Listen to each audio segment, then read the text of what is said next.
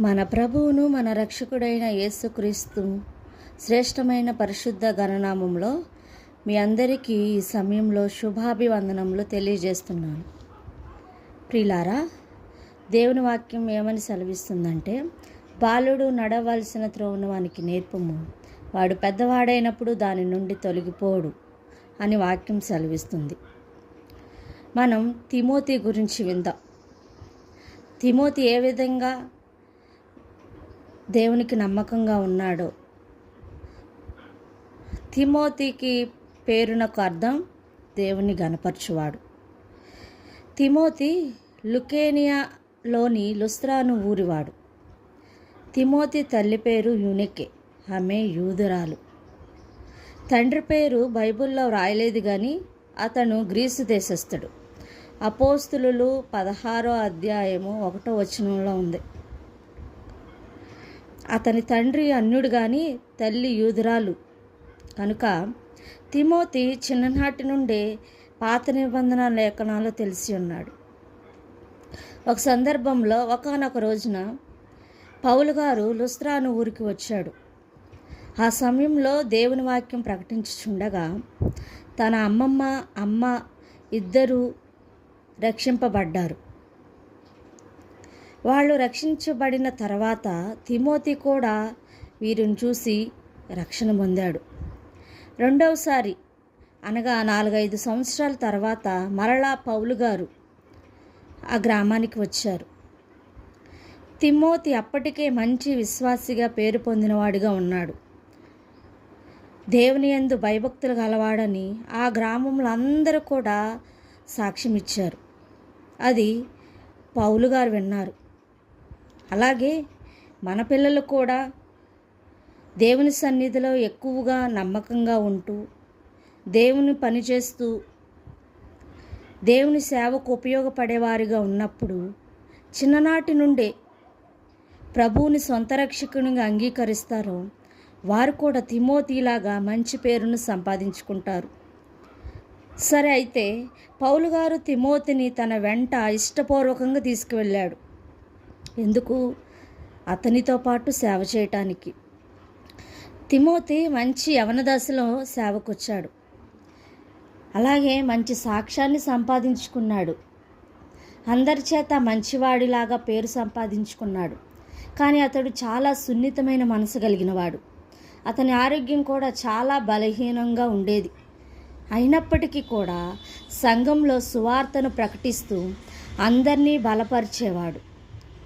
పౌలు గారికి మంచి సహాయకుడిగా ఉండేవాడు. ప్రియులారా, మన పిల్లల్ని కూడా మన సంఘంలో ఏ విధంగా ఉంచగలుగుతున్నాం? పాస్టర్ గారితో సహవాసం చేసేవారుగా ఉంచుతున్నామా? అలాగే సంఘంలో నమ్మకంగా ఉంటున్నారా లేదా అని గమనిస్తున్నామా? లేకపోతే తిమోతి ఏ విధంగా అయితే నమ్మకంగా ఉన్నాడో, పౌలు గారికి సహకారిగా ఉన్నాడో అది విని, ఈ మాటలు విని పిల్లలకు నేర్పించండి. పాస్టర్ గారికి సహకారిగా ఏ పని చెప్పినా చేస్తూ ఆయన వెంట నడిచేవారిగా ఉండాలి అందరూ. తిమోతి అలాగే పౌలు గారితో సేవ చేస్తూ ఉండేవాడు.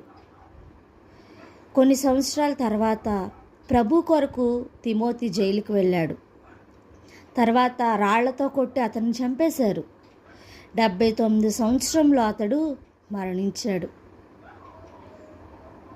తిమోతి మంచి సేవకుడిగా పేరు పొందాడు. సాక్ష్యాన్ని సంపాదించుకున్నాడు. మంచి పరిచర్య చేసేవాడట. అలాగే దేవుని వాక్యంలో ఏముందంటే, నీ బాల్య దినములందే నీ సృష్టికర్తను స్మరణ తెచ్చుకొనుడు అని వ్రాయబడింది.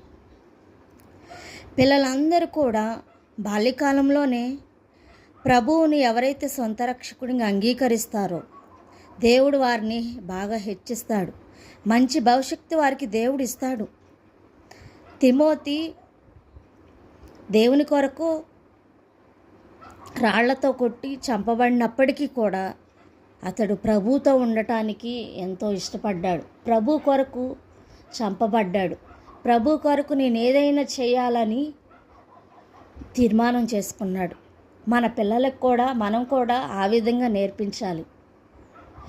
ప్రభు కొరకు వాడబడాలని, సహకారులుగా ఉండాలని, సంఘంలోనూ కుటుంబంలోనూ అలాగే మన గ్రామంలోనూ మనం ఎక్కడున్నా సరప్పటికీ మనం ఎక్కడున్నా ఏ పరిస్థితుల్లో ఉన్నా పిల్లల్ని నమ్మకంగా పెంచడం నేర్పించాలి. అది తిమోతి తల్లి అలాగే వాళ్ళ అమ్మమ్మ తిమోతి గారికి నేర్పించారు. అలా నేర్పించడం ద్వారా ప్రభు కొరకు హతసాక్షి అయ్యాడు. మన పిల్లల్ని కూడా దేవుని కొరకు వాడబడేవారుగాను దేవుని కోసం ప్రయాసపడేవారుగా చేసినప్పటికీ దేవునితో పాటు కూడా మన కుటుంబం మన బిడ్డలు కూడా ఉంటారు. ఇట్టి కృప ప్రభు మనకి మీ అందరికీ దయచేయునుగాక. ఈ ఛానల్ని ఎవరైతే ఇప్పటివరకు చూడలేదో లైక్ చేయండి, షేర్ చేయండి, సబ్స్క్రైబ్ చేయండి. మీ అందరికీ ప్రభునామమున వందనాలు తెలియజేస్తున్నాను. ఆమేన్.